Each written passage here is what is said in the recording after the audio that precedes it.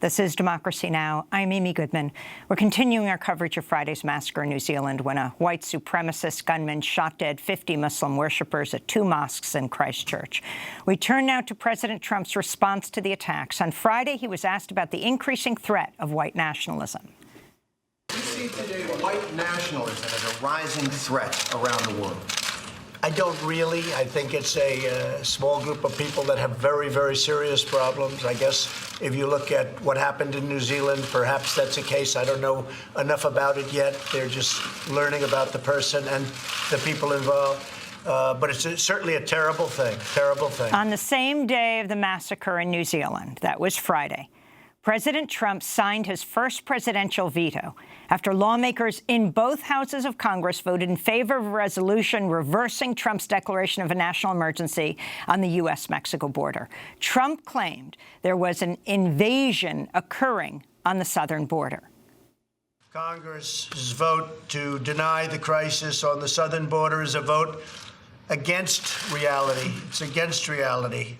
It is a tremendous national emergency. It is a tremendous crisis.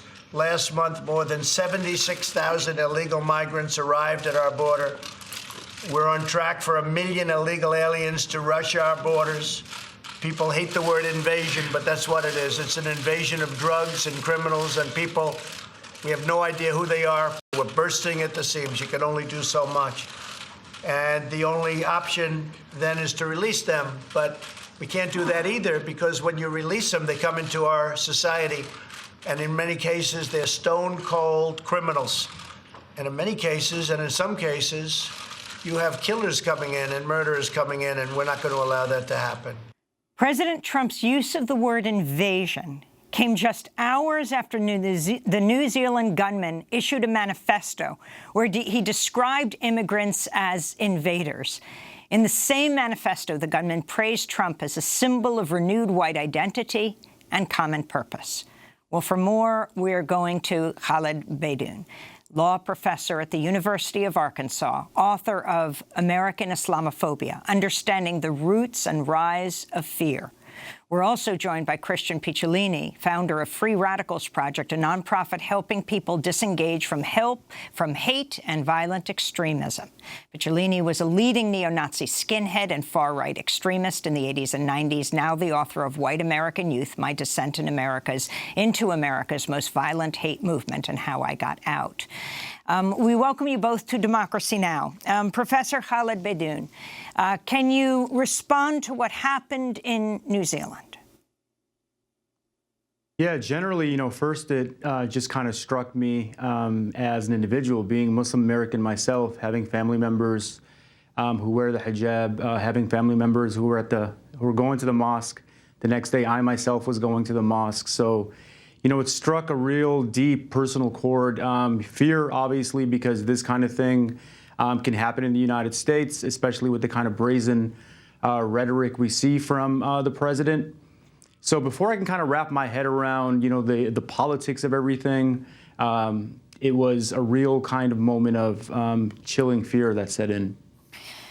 Can you talk about why you decided to start a Twitter thread with images of the victims of Friday's massacre, and what happened when you started posting those pictures? Yeah, I was doing a lot of media the morning of here in the States after the massacre, and I just felt a bit dissatisfied. There was, a fixation on the terrorist, the manifesto of the terrorist, a lot of, centering of him at the expense of not focusing on the victims. And, given my work on Islamophobia, there's a tendency in mainstream media to kind of clump up specifically Muslim victimhood as, faceless, monolithic, dehumanized sort of blocks of people. So I wanted to take that opportunity to really, put a face on who the victims were, tell their stories, draw real human connections that really resonated with people on social media.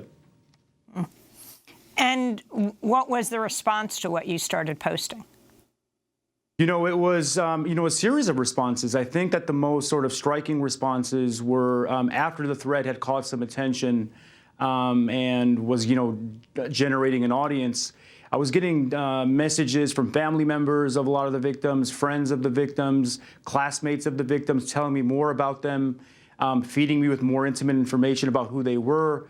And I tried to compile as much information about these individuals in the rolling thread, again, to humanize these people and show that, the people who were killed, the 50 people, were far more than just statistics. These were individuals who led lives. They were young kids, 3 years old, like you mentioned earlier on with Mukad Ibrahim.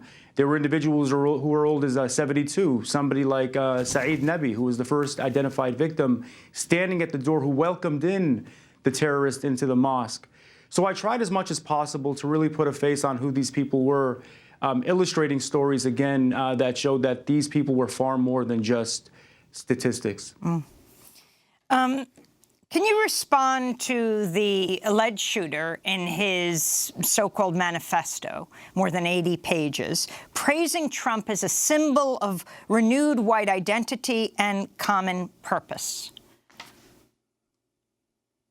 I think that whether it's causation or correlation, this kind of rhetoric that we see from white supremacists at the very top, like President Trump, whether it be words like Islam hates us or using, dog whistles like invasion. This is emboldening, terrorists like the terrorist in New Zealand, Christchurch. We can see the exact same language being used in his manifesto. So, I write in the book, in the American Islamophobia book, that it's important to kind of think about this political rhetoric as far more than just words, but actual dictates that are authorizing individuals on the ground to engage in this vigilante violence and to inflict, extreme, tragedy onto individuals who look like the kind of invaders that Trump is talking about. Talk more about, what's the title of your book, Khalid Beydoun, American Islamophobia, Understanding the Roots and Rise of Fear. So the book looks to track the history, the genesis, the evolution of Islamophobia as both a popular but also a state-sponsored phenomenon. What's happened in recent years with the rise of Trump is that Islamophobia has become recognized as a form of animus, a form of bigotry. But in the book, I try to show that this form of animus and this form of racism and anti-religious bigotry has deep roots in the United States, both in the legal system, in the media imagination, in the political discourses. There's an underbelly of anti-Muslim animus that facilitates the emergence of the very brazen Islamophobia we see today, weaponized by people like President Trump or by terrorists on the ground in places like New Zealand who commit massacres like we saw on Friday.